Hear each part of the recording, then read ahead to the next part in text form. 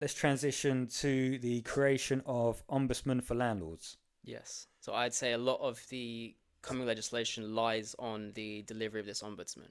A lot of the points in this bill relies on this ombudsman acting as a mediator between landlord and tenant. So this new ombudsman service would almost function as an alternative route to a court for disputes. So if a tenant disputes a rent increase, disputes the quality of their housing, anything like that, it will go to the ombudsman rather than going straight to the courts in an attempt to, I'm guessing, take stress off the courts, reduce that backlog, and just provide a more amenable service to both parties. Yeah, that makes sense. Now, this property ombudsman, they need a lot of work to do, because this, when they introduce it, I'm obviously we'll find out more information as it comes out, but I can only imagine that they're going to have to know the law and the rights inside and out before they can just let people loose and start working on claims. Yes. So there's going to be a lot of training involved. So it'll be interesting to see how that plays out there. Yeah. The mandatory database for landlords, which once again, to me, I'm for this idea. I like it personally. I think every landlord should be licensed to be a landlord. They do it at certain boroughs where they have to have a select license, or if it's a HMO, they've got to have a HMO license. But I do think that landlords should carry a license in order to be a landlord. Yeah.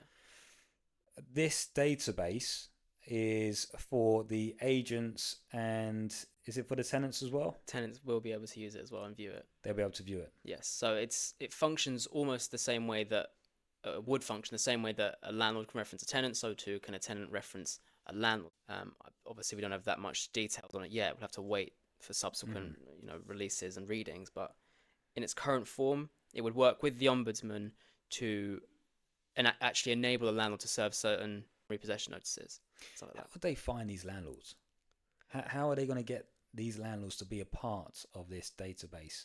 So that's, I think, why they are trying to shoehorn a lot of landlords into joining it, is because they won't be able to serve the correct notices. The same way that if you don't serve correct paperwork at the beginning of a tenancy now, you'll have issues down the line when repossessing.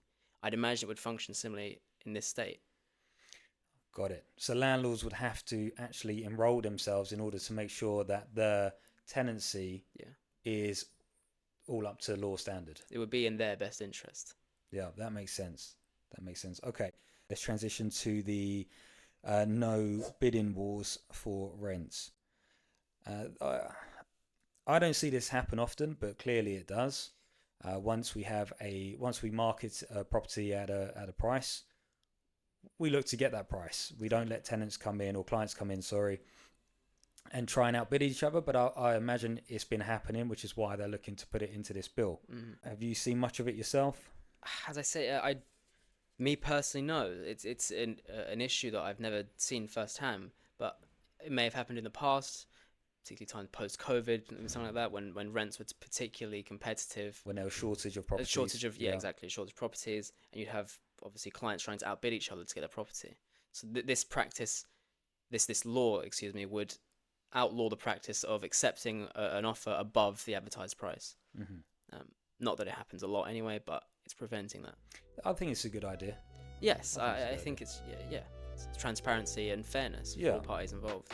So that's all for today's episode. As always, let us know your thoughts in the comments below. If you did enjoy this video, remember to like and subscribe to the channel to see more from us in the future.